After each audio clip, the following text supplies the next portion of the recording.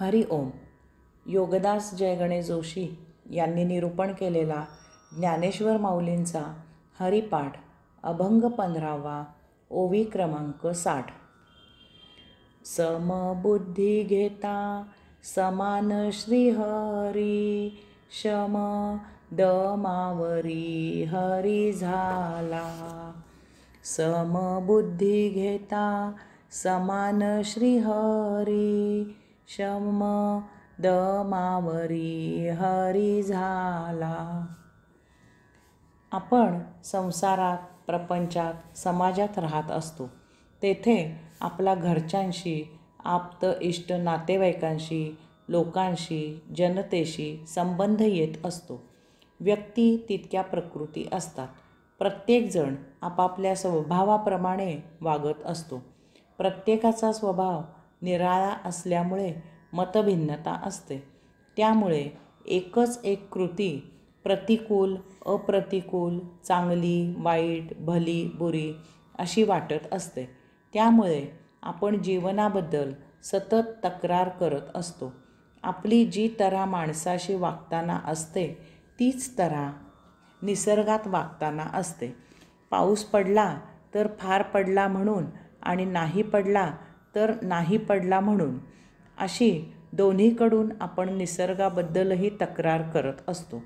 वास्तविक निसर्गाप्रमाणेच आपण आपले जीवन जगायचे असते. निसर्ग बदलत नाही. आपल्याला हे समजण्याची बुद्धी आहे. त्यामुळे आपण प्राप्त परिस्थितीशी जुळवून घ्यायचे असते. परंतु दुर्दैवाने आपल्याला समाधान कसे ते माहीतच नसते. त्यामुळे आपण दुःखी असतो.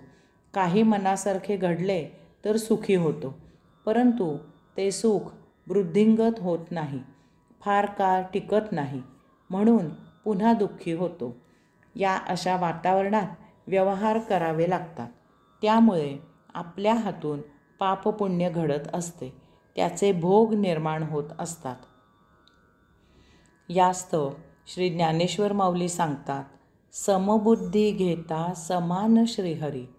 समबुद्धी म्हणजे कशाबद्दलही भेदभाव न ठेवता सर्वांपासून दूर असावे. संसारात, प्रपंचात, समाजात वावरताना सुखदुःख, पापपुण्य किंवा अशाच सर्व द्वैतापासून समान अंतरावर असावे. कशातच गुंतू नये, रममाण होऊ नये. बुद्धी सम असेल तर कोणत्याच घटनेने भावभावना निर्माण होणार नाहीत. जे समोर येईल त्याचा आनंदाने स्वीकार करावा. तक्रार करू नये. प्रत्येकापासून, प्रत्येक वस्तूपासून दूर त्रयस्थ वृत्तीने उभे राहावे आणि जे जसे आहे त्या परिस्थितीत त्याचा केवळ आस्वाद घ्यावा. साक्षी राहून जीवन केवळ आनंदाने जगावे. तेथेच अद्वैत परमात्मा श्रीहरी असतो. तेथेच त्याचे निजधाम असते. समबुद्धी प्राप्त होण्यासाठी श्री ज्ञानेश्वर माऊली आता पुढे साधना सांगत आहेत. शमदमावरी हरी झाला. शम दम यावर आवर घाला.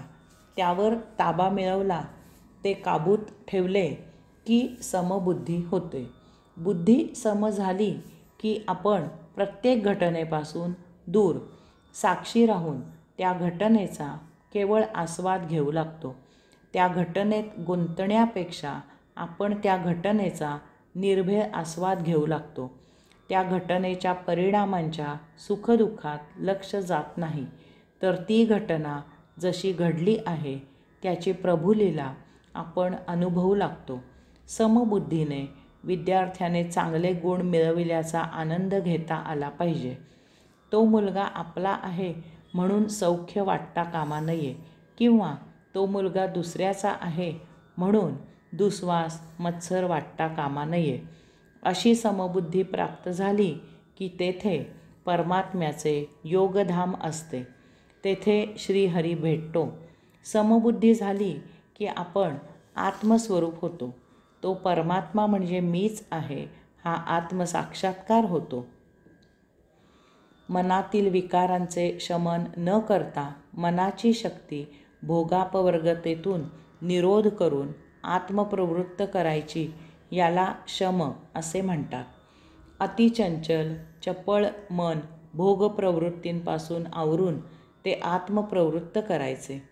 दम म्हणजे इंद्रियांच्या भोगप्रवृत्तीचे दमन न करता त्यांच्या वासनेचा निरोध करून ती वासना परमात्मा प्राप्तीकडे वळवायची. आत्ममिलन हीच इच्छा वासना इंद्रियांना द्यायची. योगाधिराज पातंजलींनी सूत्र लिहिले आहे, योग हा चित्तवृत्ती निरोध. चित्ताच्या वृत्तींना विरोध न करता त्यांचा निरोध करायचा.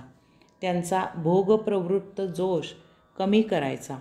त्यांची इच्छाशक्ती आत्मविषयाकडे आकृष्ट करायची. विरोध केला तर चित्तवृत्ती जास्तच जोरात उफाळून येतात. मनाची किंवा इंद्रियांची इच्छा, वासना, आकांक्षा, कामना दडपून टाकायची नाही, तर ज्ञानाने मन आणि इंद्रियांना समजून घेऊन त्यांना चुचकारून आध्यात्मिक विषयांकडे प्रवृत्त करायचे.